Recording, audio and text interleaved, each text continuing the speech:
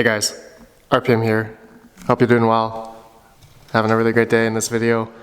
I am at my new mining location slash house, and I think most of you guys know what's been transpiring here over the past week, or actually a couple of weeks, and you know, things are starting to come together, and I really want to thank you all for a lot of the input I had for the floor. So ultimately, I think I've decided not to epoxy the floor or anything. I've talked to a few people, and just judging by, I guess I'm gonna be going through here a lot of traffic, and you know, spending like literally over thousands of dollars just to get like an epoxy kit. I'll need probably a couple of epoxy kits. It's just not worth it. And so doing the concrete paint is good enough. It'll maybe chip in 3 to 5 years, and then when that happens, I'll just paint over it again and call it a day. So thank you guys for a lot of your input on that. So I'm just gonna be painting this side of the floor as well in my server room slash when I eventually get my mining rigs and power for this side here. Okay, but anyways, this video, not really a mining video, though I do want to put in my jazz miner, and I'll talk about that in a sec. I just brought over one of my old Dell PowerEdge R410s. This thing has dual Xeon processors. I already forgot what processors they are, but this thing has 128 gigabytes of RAM. It's DDR3, and you guys are probably saying, DDR3? Yeah, this is like an old school, like 10-plus-year-old server, which I'm not going to be doing anything too crazy on this thing because it's fairly old now. But the biggest thing I'm going to be utilizing this for, which I want to tell you guys, is that this has, you know, 2 USB inside and also dual redundant power supplies, okay, so I can run this thing and not worry about it, you know, turning off or anything. I just want to have redundancy, and I do have a 10 gig network card available that I'm going to put in here. And yeah, this thing I'm going to be using for ESXi, so hence why the USB ports inside here. I'm going to be just getting a, you know, a decent USB stick, just probably like a, I don't know, 8 gig, 32 gig or something, just a good one. And I want to put ESXi on it, and I'm just going to be running this server as a singular, you know, server by itself. And this server will just be like doing, you know, testing out wallets and, you know, maybe some nodes and whatnot maybe on this server. Maybe not nodes, but maybe like core wallets that I can maybe keep open, because with ESXi, you can do virtual machines, obviously, and with 128 gigs of RAM, I could run a lot of virtual machines on this thing. So it does have 4 3.5-inch hard drive bays, which I do have hard drives over there, and I'm gonna fill this thing up and do it that way. So I'm hoping to get into a lot of different content, doing, you know, virtual machines, doing, you know, content on wallets and, you know, all that kind of stuff with this, and maybe some wallet management stuff, and just, you know, having fun, testing stuff around. So yeah, this server is just gonna be like my testing server, essentially. Okay, and then you guys may have noticed I have a bunch of server rails here.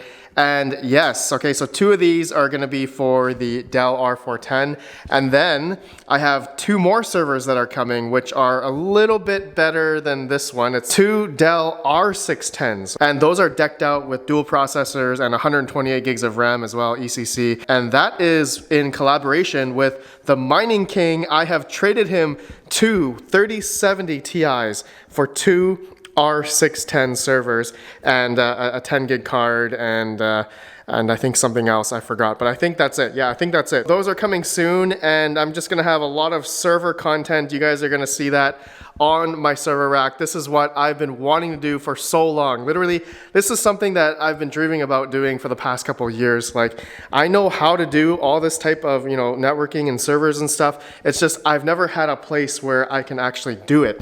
And now that I have this new house and wiring Cat6a everywhere, you know, 10 gig networking, Ubiquiti stuff, and this is just what I've always wanted. And so I can finally fill this up with servers and do stuff like a Plex server. I need a file server. Oh man, speaking about file server, once I get the Dell R610s, I do want to run them in high availability mode, HA mode, in VMware. So I'm going to be using ESXi, and I'm going to be putting those 2 servers together, in which they'll be, you know, physical hosts, but the storage for the virtual machines machines are going to be on a separate device, like a SAN, which is a storage array that is networked. So I am actually looking for a SAN. For anyone out there, this is the requirements I need, okay? It needs to be 10 gigabit network available because I want to have, good bandwidth and stuff through 10 gig. And now this is another thing for the hard drives. I know that there are SANs that are SAS, compatible, but also I just want to use regular hard drives as well. I know there are probably not many of those out there, and if there is, they're probably going to be really expensive. So I know that like older SANs will have SAS and maybe 10 gig. So I'm going to have to do a little bit more research on that. You guys can probably give me some info for any networking or storage guys out there. Let me know what kind of SAN I could get that could be good for the two R410s that will be in high availability mode. And I forgot to explain that HA mode in VMware is, so I have two hosts and they'll be running all the virtual machines.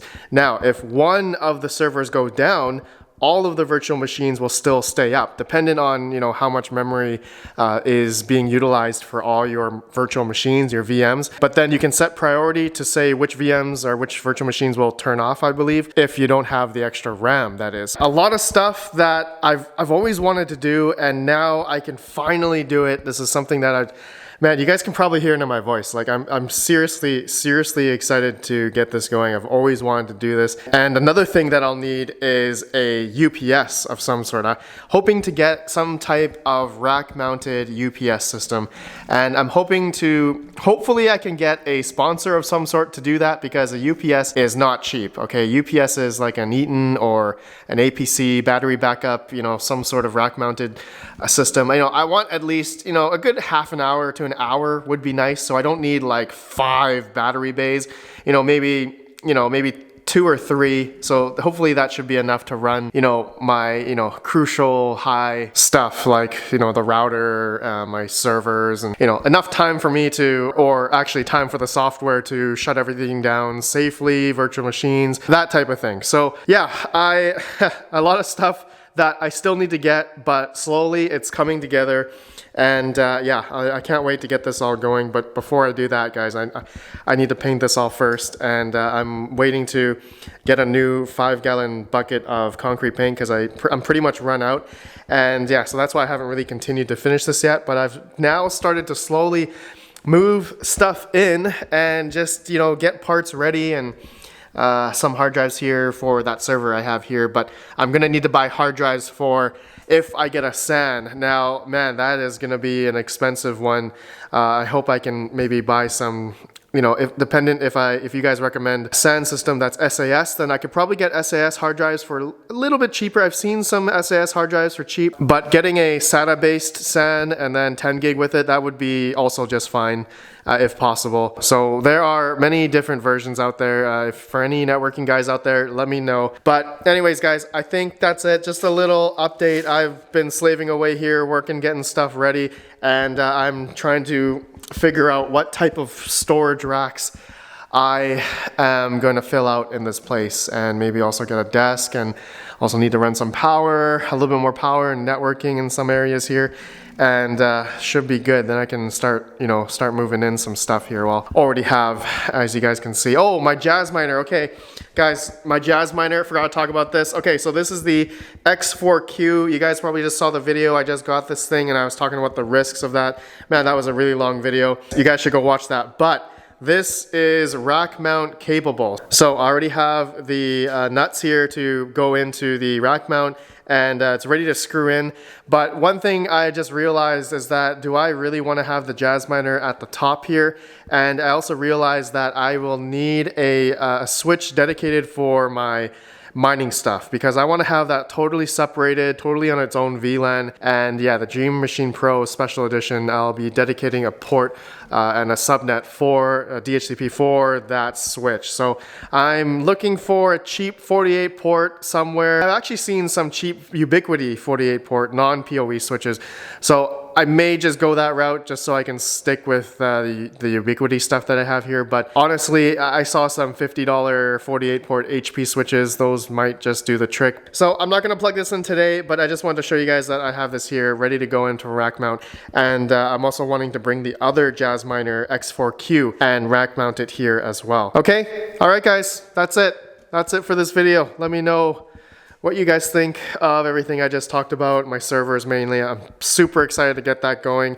Yeah, lots of stuff ahead, guys. I want to make a lot of content on that kind of stuff, and you know, just doing, you know, fun server stuff that is also related to crypto, like, you know, nodes and staking, and, you know, why would I make a VM for each different, you know, type of software? As you know, sometimes the core wallets, when you want to have them on, you know, that's why it's good to have virtual machines, because virtual machines, like normally you have a bunch of wallets, but you don't want to install a bunch of wallets on the same machine or OS. Let's say one of the GitHubs were compromised or hacked, one of the project's wallets that you were deciding to download, like if it was a new one, for instance, and they had a malware or Trojan or something to, you know, steal your crypto from your other wallets that you installed on the same machine. That is why I want to utilize, you know, virtual machines, as you can, you know, have multiple virtual machines and you can install stuff and test wallets and make sure that things are not going to get compromised if you install that on the same machine as your other wallets, right? So really, that's a lot of content that I want to create and